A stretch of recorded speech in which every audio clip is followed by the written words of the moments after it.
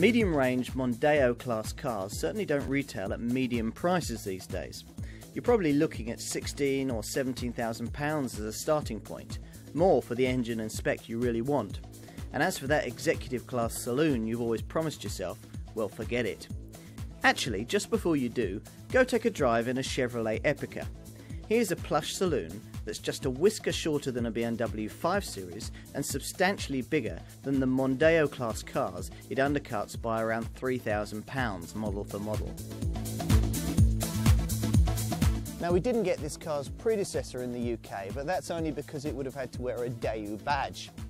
The Chevrolet branding was much better with a car of this size, dimensions that would be considered quite large here, but relatively compact in other markets where many more Epica sales will be made. Now, this model represents the second stage in an important push-up market by the Chevrolet brand on these shores, linking the vital Aveo and Lachetti budget models with the plusher Captiva compact 4x4. Now, as with every market sector Chevrolet enters, the key is to produce the most car for the least amount of money. Now, listen to some manufacturers and you'd think that the majority of Mondeo-sized medium-range car sales are made to frustrated Lewis Hamiltons. Well, pin-sharp handling is all very well for the odd occasion when you're late back from the office on your favourite B-road. But for the majority of time, when you're stuck in a dual carriageway or a motorway, or indeed in stop-start traffic, it's largely irrelevant to the average person, the family person, or the average business user.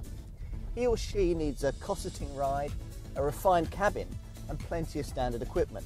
And all of these are things the Epica delivers very well. Now, there are two engines offered in the Epica in the UK, both of 2 litres in capacity. The petrol unit, well, that gives you 141 brake horsepower. It's a straight 6 and it's mounted transversely across the front of the car. Now, with most straight 6s that would be a problem because they're very long engines and they're normally mounted inline up and down the vehicle, driving the rear wheels. With the Epica, that's not an issue because it's a front-driven car, and that layout's also assisted by the fact that Chevrolet claims this engine to be one of the world's very shortest. So it's technically intriguing, but in the UK it's going to play second fiddle in terms of sales to the 2-litre common rail diesel that gives you 148 brake horsepower. The shape, though hardly what you'd call adventurous, is certainly neat, and it's possible to walk around the car without being able to spot a generally bad angle. The sculpted flanks and the high haunches are reminiscent of Honda's latest Accord, in itself no bad thing. Walking around to the back of the car shows you perhaps more Honda-like DNA, and until most drivers clock the Chevrolet bow tie badge and the Epica name, they'll probably assume it's an Accord. The front end is the most distinctive part of the design, with big headlamps smeared backwards onto the wings, and a very clean look to the grille and the under-bumper assembly. Now, the rising waistline gives the car a very dynamic look, although the overhangs are slightly longer than some rivals. Mind you, with today's increased emphasis on pedestrian safety, the days of wheel at each corner design may be on the wane.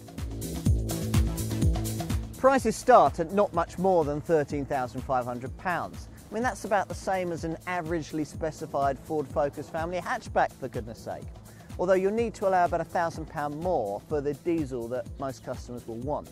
Now, if you're comparing the Epica pricing with other similarly sized South Korean saloons, then you should immediately notice a saving of around £2,000 when you're comparing like-for-like models. Now, despite this, Chevrolet haven't skimped when it comes to standard equipment. There are 2 trim levels, LS and the LT, and even the entry-level LS is pretty well specified. You get air conditioning, you get cruise control, you get a CD stereo with an MP3 socket here, and remote controls for it on the steering wheel. You get front, side and curtain airbags, 16-inch alloy wheels, front fog lamps, and you get power mirrors. You get an awful lot.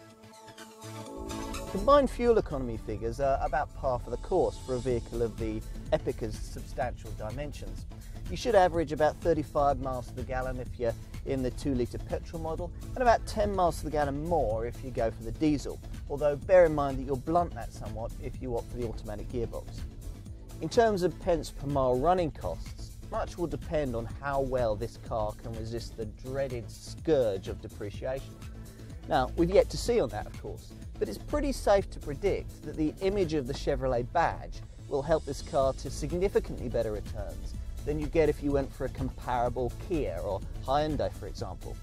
Now, in any case, Chevrolet point out that this car is likely to be purchased by more mature customers, likely to keep the car for longer spells, thereby offsetting the steepest part of the depreciation curve. Chevrolet needed to broaden its model range, and this car represents a very good way to do it. Small hatches and city cars can only propel its European ambitions forward so far, and the company realises that if its brand, if its badge is more readily associated with larger vehicles, then it needs to act quickly to exploit that market before the perception changes. Now, here's a car aimed at pragmatists, people who I've said want the most car for the least amount of money. With the Epica, perhaps more than any other car in the Chevrolet lineup, they get it. It's as simple as that.